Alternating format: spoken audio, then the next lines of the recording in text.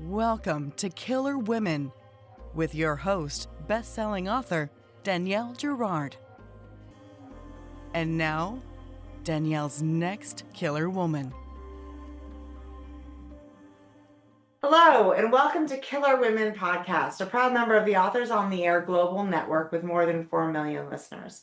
I'm your host, suspense author Danielle Girard, and my guest today is Carinn Jade. Carinn is a lawyer, writer, and co-host of the Pop Fiction Women podcast. Her debut novel, The Astrology House, was a 2025 International Thriller Writers Award finalist in the category of Best First Novel. And The Dahlia Suite, which is what we're here to talk about today, is her second novel. Welcome, Carinn. Oh, thank you so much for having me, Danielle. I loved Pinky Swear so much. I'm so excited to chat with you again on the other side of this. I know, actually, Carinn was kind enough to be my host in the middle of a very chaotic snowstorm in New York. That's right. When Pinky Swear came out in February at Mysterious Bookshop, which was so wonderful. So thank you for doing it. Yes, And that was, of I think, course. we'd met kind of briefly. Yes, Like, exactly. but that was the first time we really got a chance to talk. And I had loved the Astrology House, which is why I was like, well, wait, maybe Carinn will be my conversation partner. Was so happy That was so fun. So, okay, Yeah. And we were just talking before we started recording about the ways in which there's some fun thematic and little detail elements that overlap which makes some of your interests at least clear. But before we dig into all that, can you tell our listeners about the Dahlia Suite?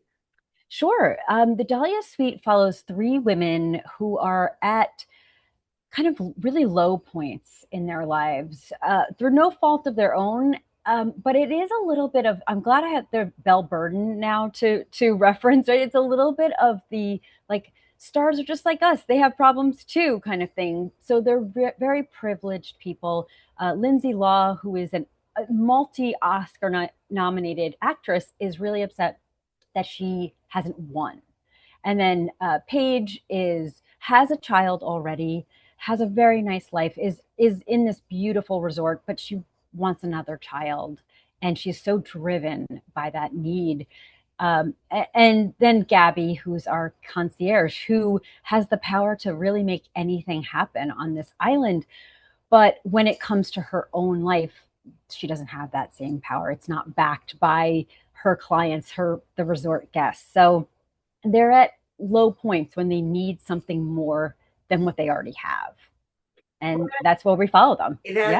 So one of the things I love most about this book is the notion that what these women really want isn't really what they need, and that in the course of the novel, what they need is what kind of emerges versus what they want, right? And I love that. So there's so many things to unpack, but let's start with this is your sophomore novel, which is notoriously a nightmare. Everybody talks about, there's so much pressure and I don't know how long it took you to write The Astrology House, but all of a sudden now you're in the machine, the publishing machine. They want to book, faster, and the Astrology House was so well received. You were nominated for an award. I know it got glowing reviews everywhere. So there's also that internal pressure. I got to do better. It's it's a little bit what Lindsay's feeling, right? Like she's like, I got to win. It's my turn to win. Yeah. So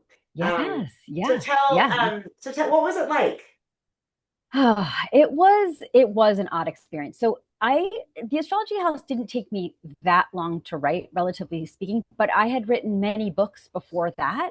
So I had been writing kind of quietly on the sidelines of my own life for a very long time, close to a decade, probably 8 years. And to now be writing with an actual audience, and that audience meaning readers, people that I know are reading this book, and then my agent, my editor, that was all brand new. And that pressure was definitely a different animal for me.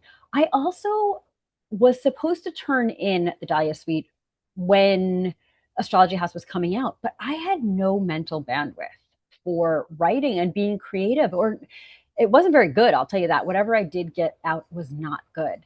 And this book that you're holding is a completely different version, like unrecognizable from what I was writing while The Astrology House was coming out. But that pressure of, will the book get reviewed well? Will it do well? Sales, all of that.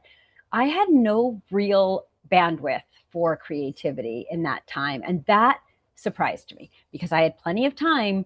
I had the hours, I had the drive, but that was something taking up my head space that I had never experienced before. Again, while I was writing for all those years, like quietly on the side, none of those things featured.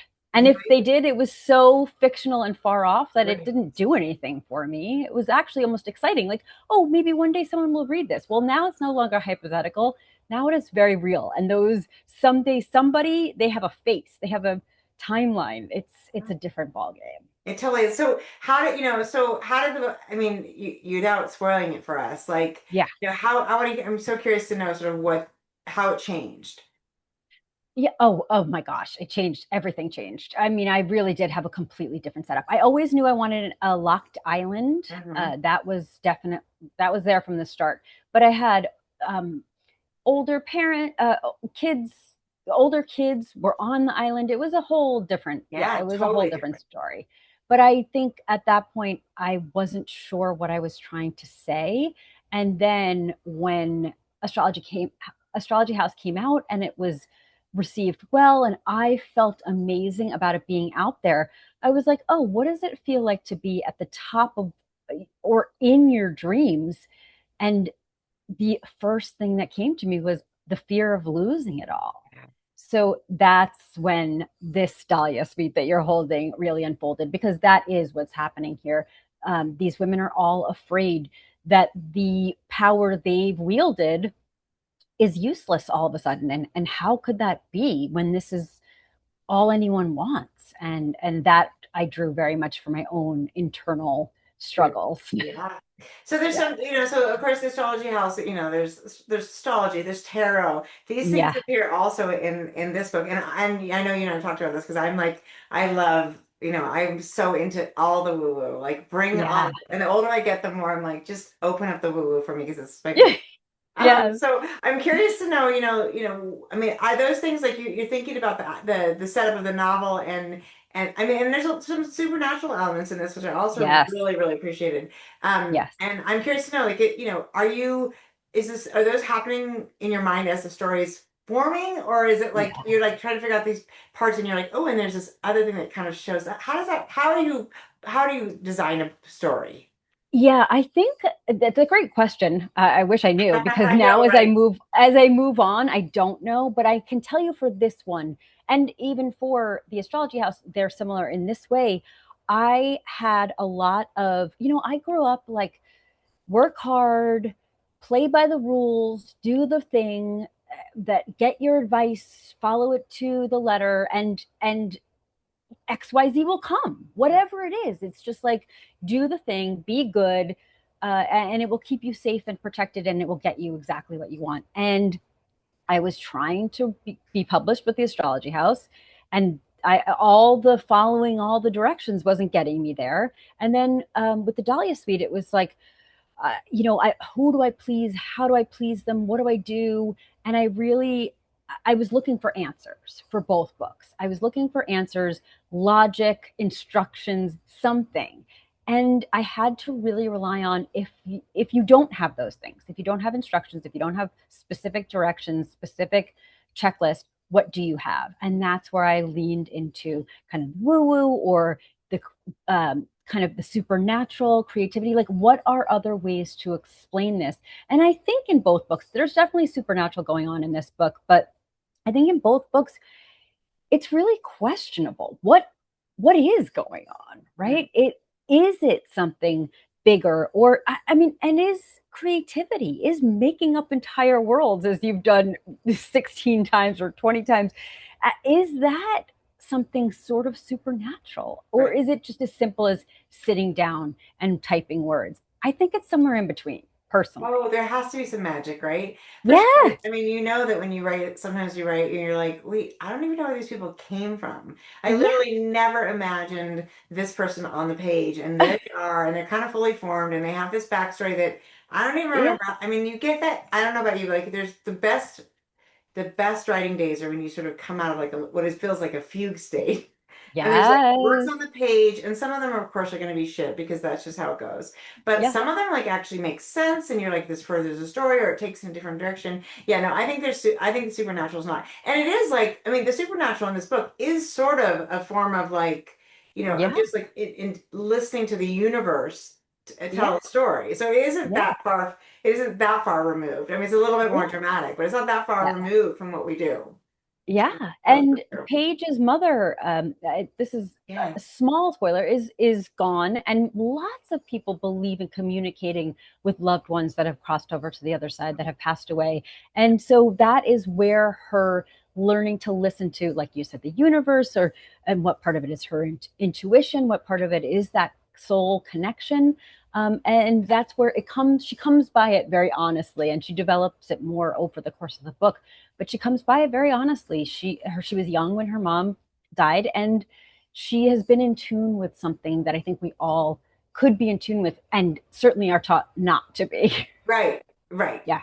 And I actually thought, I mean, it's true. My father passed away in 2015, and I remember my sister and I would hear like a song would come on the radio, and we'd be like, "That's Dad telling us whatever." It's. Yeah. I think it's a way to stay connected. I think, it's also sort of, I think a female. I mean, I know there's, and this is, Yeah. I'm gonna do that the disclaimer, which is, of course, this isn't like cut and Of dried course. male female, but since this is Killer Women, this is what we talk about. Yes.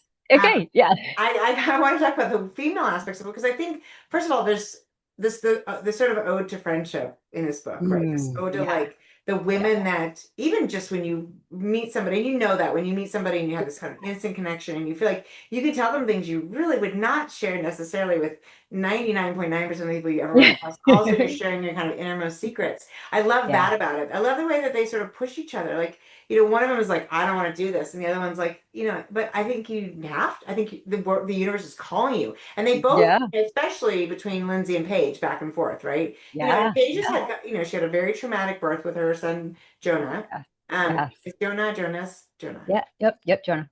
And so she's, that was very damaged. And so she's got all these questions about, Yep. next future babies and trying to get pregnant and all that stuff. Yeah. And there's this sort of, there's a sort of mothering that happens even between them, which I love. And of course, motherhood is, how can it not be such an important theme, right? For those of us who are parents and mothers. And, Yes. but that I think is also a huge theme in this book. When you set out to write the book, where you think, do you know, because I certainly don't. This is, so I'm asking, I would love to know. Do you know kind of like, oh, these are going to be the big themes of my book? I don't think I know it consciously, but I think I think for me, over the course of writing, things come out of my subconscious, but I do think those are set when I start, because I feel like I can't really start until I know. And so Astrology House had a lot of, my writing is in conversation with what came before. I think that's just, and it's not necessarily a straight line evolution. It can be a pendulum swinging back and forth. But in Astrology House, I had women who had known each other for a very long time. They had fraught relationships with one another. That's not to say they were terrible to each other, but they were not. Sometimes they were. There were too many women for me to generalize it in that one way, but they were very fraught, and they knew each other's buttons, and they knew each other's everything. And so I wanted to play with that new relationship and finding someone when you're a little bit older who you just connect with. And maybe this isn't, maybe, I won't spoil the end, but maybe this isn't a lifetime relationship, or maybe it is. But what is it now? And is it worth leaning into? Because we've had those moments, everyone, who, when you connect with someone and you're like, well, but it's not worth the effort of trying to develop it, because who knows where it goes. But these three women are very much in a place where they don't know where anything's going. Right. So they're willing to invest right now and push their own boundaries and push someone else's boundaries in hope that they'll do the same for them. That was really fascinating to me. So again, I don't think I could have articulated it at the beginning, but I do know that had to have been in place, because it really came from the last book, where these women had long relationships and, were at bad places. And I was like, okay, now this one, let's have women in bad places that rely on each other. We have to put them in bad places. There's no option. Yes, of course. People in good places. Well, there's also, that's right, I think, another kind of, whether it's a theme or just sort of, current through the book is fear, right? And it's Yeah. Oh, things we do to sort of try to control the thing. Especially, I think of Gabby, right? So Gabby was like, she was an attorney, she got this yeah. incredible summer internship. She was this kind of promising young attorney, the first in Yeah. family to to achieve such a sort of high level, and Yeah. sort of then it just like she kind of imploded it, right? And then she went to do this other thing which she's obviously incredibly good at, but like not with the sort of prestige. I mean, the people that she worked for don't probably don't know that she has a No. past the bar. Yeah, exactly. But it was, I think it was, in some ways the she reached a really high level and was like, there was that fear that like, wait, what if it doesn't work out? And I think we see that in each of the women in the Yeah. book, right? That there's this idea that like, oh, but what if it doesn't? What if I can't? Yeah. What if I don't win an Yeah. Oscar? What if I can't have a baby? What if I can't write this book? What if I can't, Yeah. it's just like it's all there all the time. Yeah. And I think that's probably universal for humans, but I feel like maybe women, maybe men are better at being, in general, better at being like, I got this, and women are more, Yeah. I don't know if I got it. Do I got it? Yeah. Yeah. Well, I'll say I have experienced both. And I don't think your copy has the acknowledgments, but in the acknowledgments for the Dahlia Suite, I wrote kind of when I was writing the Astrology House, I was angry and out to prove something and really was like driven by grit and determination. And then when I my all my dreams came true. I got an amazing 2-book deal at auction with an editor I was obsessed with at an imprint I loved and had so much esteem for. And then when I was writing from that place, all I was scared. I Yeah. was scared of everything. Scared Right. of, like how do I do the same thing but also do it different, allow myself to evolve? How do I appease actual readers? How do I make sure everyone is still on my team? I had so much fear out of every bit of it. And that is something I think we don't talk about a lot when dreams do come true. I had so much grit and determination to make my dreams come true. And it took me so long. I kind of was a little stunned when they did. And now I had to operate from a completely different place. And for me, I'm sure lots of people feel joy and all sorts of things. I felt overwhelmingly afraid. Yeah, and I Overwhelmed. think there's joy in it, of course, right? I mean, Sure. but I do think I mean, I have to say, it's funny, and I'm, here I am, like, this is not going to be comforting. I'm sorry. Yeah. 17, I'm Yeah. 17 books in, and Yeah. I have the same thing. I'm writing the second book in my 2-book contract with, I think, not exactly, but under Atria, Yeah. right? So it's Yeah. a Of course. publisher. Yeah. Also with an incredible, editor and a dream agent, and I also just have nothing but terror. I'm like. Yeah. And there is a part of you that thinks like, but I agree with you. I think it's like when I had been, I left my agent, I left my marriage. I had, quite a year Yeah. that year. I threw away the book I had written in fall and was like, this doesn't work, and started from scratch. There is something so much easier, it's not the right word, Yeah. but No. so much more Yep. comfortable with the Yeah. idea is that this is gonna fucking suck. You're gonna have Yeah. to dig in and climb out, and you're gonna have to just claw your way Yeah. um back out of this hole that you're in. And I think that that feels just more natural. And the idea Yeah. that this whole thing of like now you're on the top and like how do you not lose your purchase is Exactly. Exactly. Yeah. I mean, in the first scenario, when you're, I first of all, I just love an underdog. I love like I'm kind of a scrappy person, and I love that position. So it is not only so comfortable for me, but the difference is you have nowhere to go but up. And right. when you're up, you can go down, Yeah. and you maybe there's still some room to go up, but you could also stay as you are. You can, and there's just so much more Right. variation, and that is terrifying. Yeah. It Yeah. is terrifying. I know. So how are you approaching the third book with all of this in mind? So I will say that came easier to me. I did not feel the same pressure, or the same pressure of launching this book.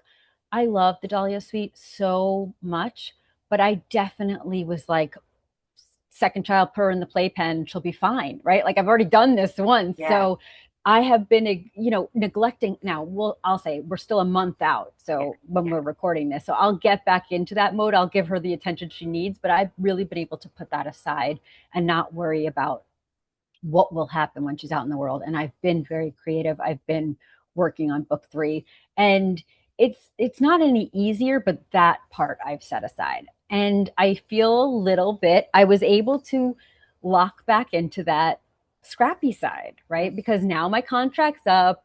Now we're going to have, it's not starting over from scratch remotely, but my agent's going to have to go out with this book, and it's going to have to be, it's a little bit more of that, like fight through it kind of mentality. So, and I was able to lock into whatever feelings there are, I was able to really lock into it. And so it's like that's going very well. Yeah, rise to the occasion. And it's a different, the people depending on you is different, right? Like in this, when you write the second book in the contract, you're the publishing house, theoretically, editor, all those people are sort of like expecting you to do it to provide a certain thing, versus a new book in a contract, everybody has the option to say no.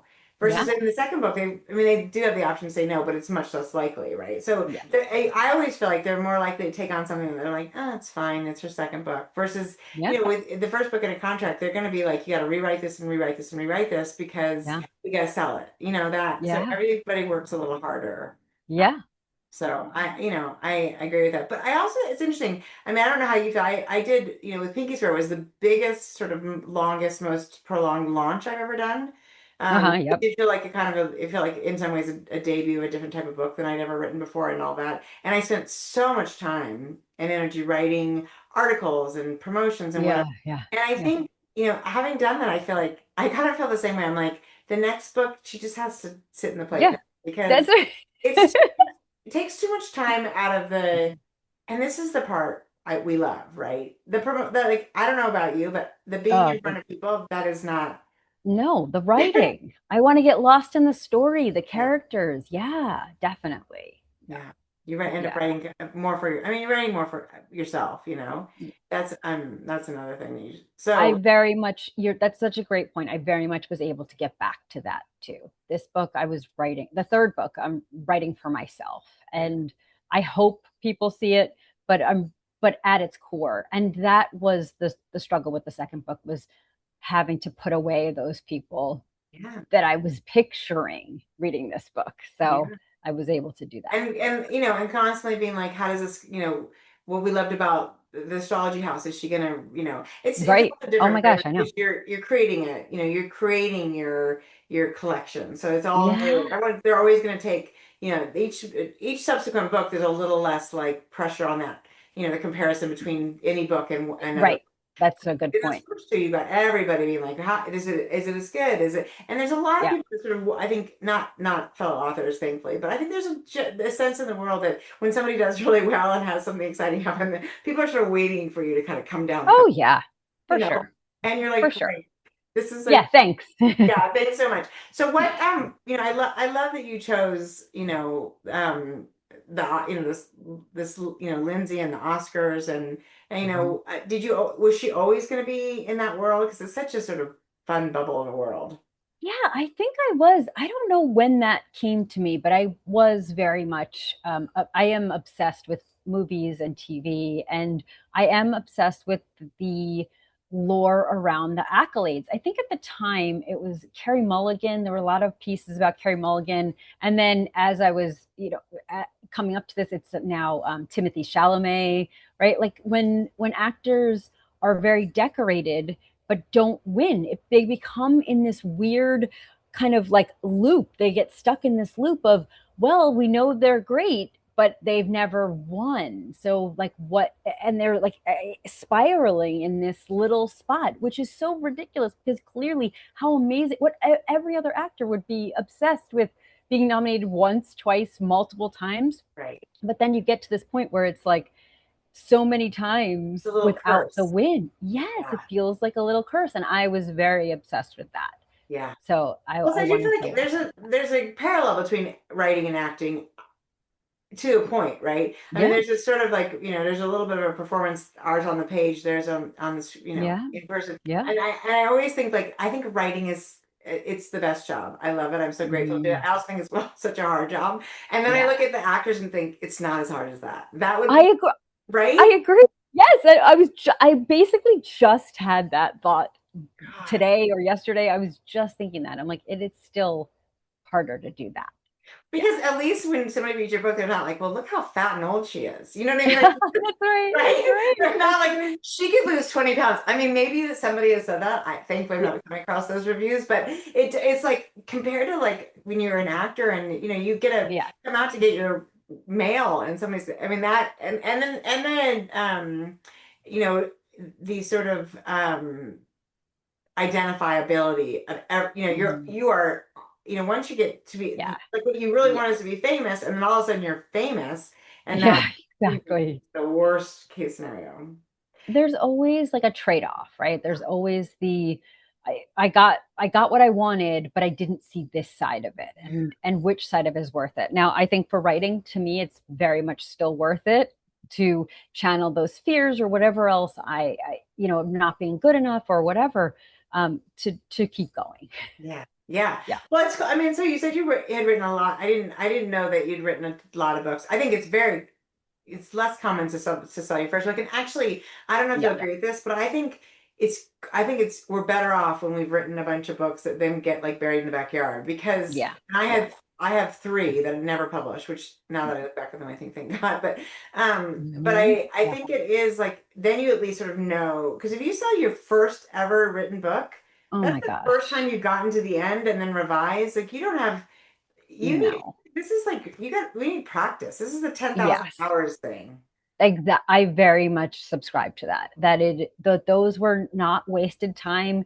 And people ask me, do I ever go to take them out of the drawer and I'm like, what? Because that question assumes or insinuates that that was a waste of time. And I just don't think it was. It was really practice. And it was also proof to myself that I was willing to keep doing this, Yeah. right? In face of, I got rejected for all those books. Yeah. I didn't just write them and then actually put them in the drawer. I queried, I sent them Yeah. out into the world, sometimes in a big way, sometimes in a really small way. But in any event, it was practice for me, not only writing, thinking of new ideas, but also the get up and go to do it again and to face rejection and face, this isn't just silence in the face of, sending my stuff out in the world. And that was good practice, Well, and so valuable practice. yeah, Yeah. and another thing I think it's interesting is sort of there's a sense of this idea, and this is true for the statement you just made, is that really that women have to be so resilient. I mean, humans have to be so resilient. Yeah. Yeah. Yeah. Men always seem to have again, there's my, Yeah. a Of lot of course. men, sometimes Yes. men, white men, I don't know, in general, Yeah. seem to Yep. have sort of a leg up, or that they're trained from childhood to be like, you got this, and so they can Yeah. get up more easily. And there is all of these characters are characters who have been, sort of put down, diminished, minimized, Yeah. controlled, Yeah. managed, Yeah. Yeah. literally, figuratively, all those things, right? And we have to be able to get up again. And I think this business, if we're in it long enough, um, It's, you're going to end up right if you get yeah. to the top. You got to start from the bottom. You might get back to the bottom, or at least Yeah. not the bottom. But it's not. There's nothing linear about success Oh, in no. this business. This is not like. No. And you came from like such a field where you work hard, you're smart, you put the Mhm. hours in, and you make partner, then you make managing partner, and then you. Yep. Very linear. Yeah, I mean, and it, to some extent, it's really lockstep. Your first year of law school, your second year of law school, you take the bar exam, you're a first year associate, you're a second year associate. Everyone that survives their first year becomes a second year associate. The best associate and the worst associate. It just is this lockstep. Now that starts to whittle down as you get higher, but it really is so incredibly linear and prescribed and almost fail proof. Phew, couldn't have picked more opposite here. It's the yeah. yeah, yeah. So what do you? But Yeah, no. that life was killing me, so I'm like, I can go back to that anytime I want. And I happen to work in a very niche industry of the law, or industry of the law, and I could go back at any time. And I'm like, I can. Do I want to? Is that what makes me happy? Is that what brings me satisfaction? And this, as hard as it is still so exciting to me. I just had somebody send me something on Monday that I was jumping up and down. I mean, what, that never happened. That's work. That is work. That is my job. I love it. So yeah, I take this anytime, even with all of the bumps and bruises. But it's not for everyone. It is not. Well, I do think, yeah, I mean, I think you can't quit. Like, I think, Yeah. because there's going to be, I think at least, 6 dozen times a day, or at least a book, you want to be like, oh, Mhm. that's it, I'm done. Yeah. And you Yeah. have to really, I mean, it's so solitary, right? I mean, at least Yeah. I feel like, and I don't know about you, I'm not, I don't have like a critique sort of daily, weekly critique group. And so there is all those times when you're like, I think this could suck. This could really, really suck. And you just Yeah. don't know until, and then I'll get a chunk and send it off. But Yeah. I'm afraid to hear too much too soon because I'm still I trying to figure agree. out myself. Um, I but, agree. but yeah, you have to have enough, you have to have sort of, you have to have this really careful balance of humility and confidence, right? Yes, such a strange combination of it. I will say I do send I agree with you. I don't share too soon. I get really influenced. I get very down, but Yeah. I do share with my husband and I know it's very intentional. He's just my cheerleader. So it's Yeah. like what I could have written in fact I did send him something fairly recently and he was like, this is incredible, amazing. And I put it away for a little while and then I just read it yesterday and I was like this actually doesn't even make sense. What is he talking You're like, about? but he's doing his job. He's doing Yeah, his yeah, you're like, exactly. good job. And also now I Exactly. sort of doubt you, but seriously, good job. You Exactly. don't, yeah. I probably always doubted him. I don't need him for like the real part. I need him for that encouragement, that boost of, like you said, confidence when there's nothing to be confident about Yeah. right now, That right? is Like really, in those moments. Yeah. yeah. No, it's so Yeah. true. Well, so can you tell us anything about, I mean, I also respect the fact that you can say no to this. Any sort of idea about book three that you can share with us?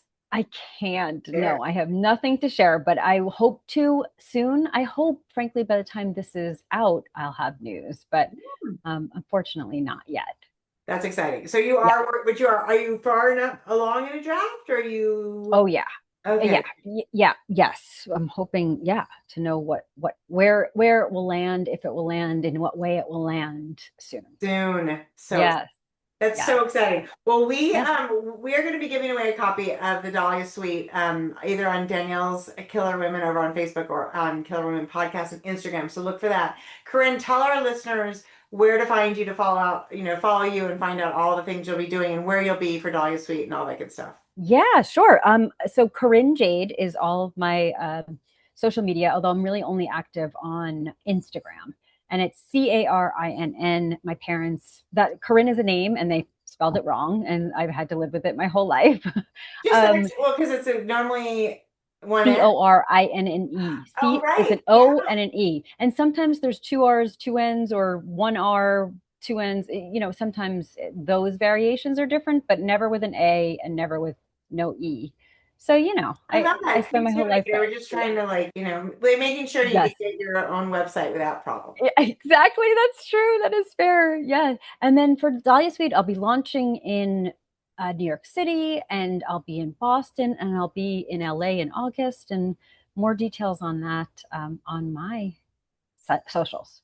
Super fun. Well, this Oh, is so I thank feel you. like I could talk to you for 3 days. Totally. So, and I can't wait to Definitely. see what you're working on next. I love this. I love the Astrology House. I love the Dahlia Suite. I really think you did a fabulous job of, a sophomore novel that stands beside, not in competition, not Uh, inferior to your first book. And I think that is really hard to do. So congratulations. oh, thank you, Danielle. That is such high praise. I do appreciate that. Thank It's you. 100% true. Everyone, Yeah. thank you so much for joining us on Killer Women today with Carinn Jade, and we will see you next time. Bye.